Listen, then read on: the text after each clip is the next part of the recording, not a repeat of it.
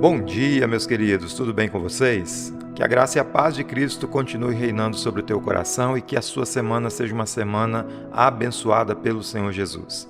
Nós vamos começar mais uma série de meditações. Nós estamos meditando em Jonas, capítulo 1, e hoje eu quero ler com você apenas o versículo 4 desse capítulo, que diz assim: Mas o Senhor lançou sobre o mar um forte vento, e fez-se no mar uma grande tempestade, e o navio estava a ponto de se despedaçar. Hoje a nossa meditação tem como tema Quando Deus envia a tempestade. Nós podemos aprender que nem toda tempestade da vida tem a mesma origem. Há tempestades que fazem parte da realidade de um mundo caído. Há outras que são consequências diretas das nossas escolhas. Porém, Jonas nos apresenta uma terceira realidade. Existem tempestades que Deus, em sua soberania e amor, permite ou Ele mesmo envia para interromper a nossa caminhada de desobediência. Aquele profeta acreditava que havia deixado a vontade de Deus para trás. Ele escolheu o navio, pagou a passagem e seguiu o seu caminho.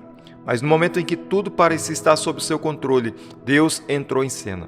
A tempestade não era um acidente, era um ato da providência divina. Ela não anunciava que Deus havia desistido de Jonas, mas é o contrário, Deus ainda estava trabalhando em sua vida.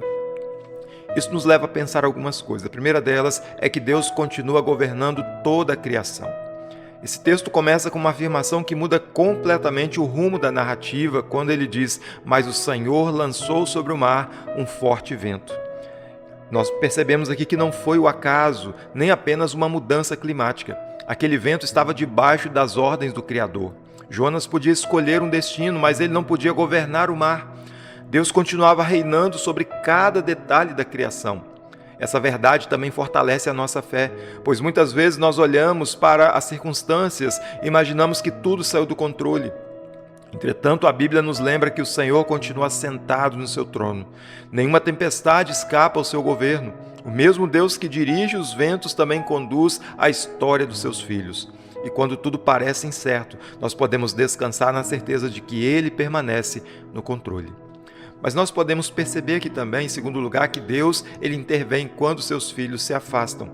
Jonas estava fugindo do chamado do Senhor e Deus poderia simplesmente deixá-lo seguir viagem.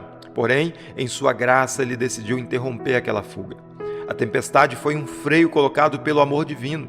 Se Deus permanecesse em silêncio, Jonas caminharia cada vez mais distante da missão que lhe havia sido confiada. Assim também acontece conosco. Às vezes, portas se fecham, planos são interrompidos e situações inesperadas nos obrigam a parar. A nossa primeira reação costuma ser a pergunta: por que isso está acontecendo? Entretanto, talvez a pergunta mais importante seria: o que Deus deseja me ensinar por meio dessa realidade?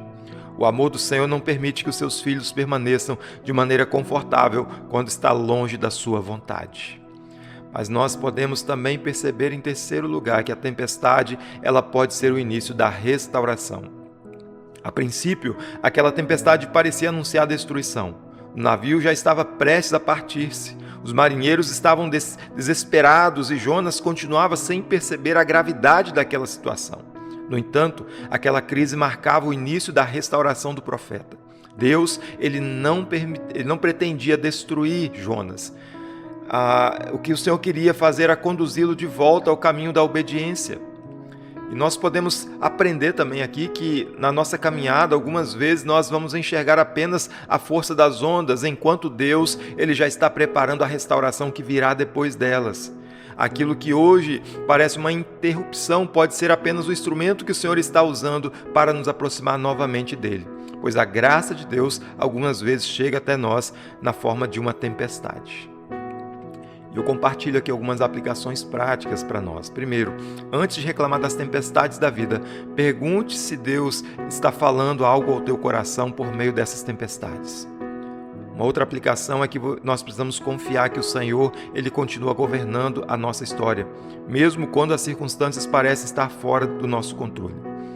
E uma última aplicação é que nós precisamos nos lembrar de que a disciplina do Senhor nunca tem como objetivo destruir os seus filhos, mas é o contrário, é restaurá-los à comunhão e à obediência. E a minha conclusão é que Jonas ele descobriu que ninguém consegue fugir do governo de Deus. O Senhor que enviou a tempestade também estava preparando o caminho da restauração.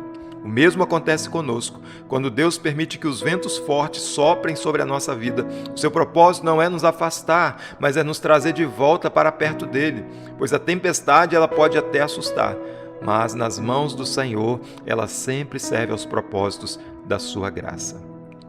Oremos nessa manhã no nome de Jesus. Pai, muito obrigado, Deus, por mais um dia, por mais uma semana que já começou. Coloco nas Tuas mãos, ó Pai, a nossa vida, o nosso trabalho, as nossas responsabilidades, os nossos compromissos, ó Pai. Tudo esteja debaixo do controle, da direção e do governo do Senhor, Pai. Ajuda-nos, ó Deus, nessa caminhada que muitas das vezes são cheias de incompreensões, de interrogações, ó Pai, em nossa mente, ó Pai. Mas que o Senhor possa nos mostrar, ó Deus, em cada detalhe o Senhor está cuidando de nós. Pai querido, muitas das vezes o Senhor nos permite passar pelas tempestades da vida para chamar a nossa atenção, para que nós possamos olhar de volta para aquele que é o Senhor sobre todas as coisas. Disciplina, Pai, o nosso coração. Trabalha em nossa vida. Quebranta, Senhor, a nossa alma, para que nós possamos sempre nos submeter à Tua vontade, aos Teus propósitos. Abençoa cada vida nesse dia, Senhor. Fortalece, dá graça e alegria, a paz do Senhor a cada coração nessa manhã. Assim nós oramos, gratos por tudo, ó Deus, em nome de Jesus. Amém. Que o Senhor te abençoe e que Ele continue cuidando de ti a cada dia, meu querido, para a glória dele. Graça e paz.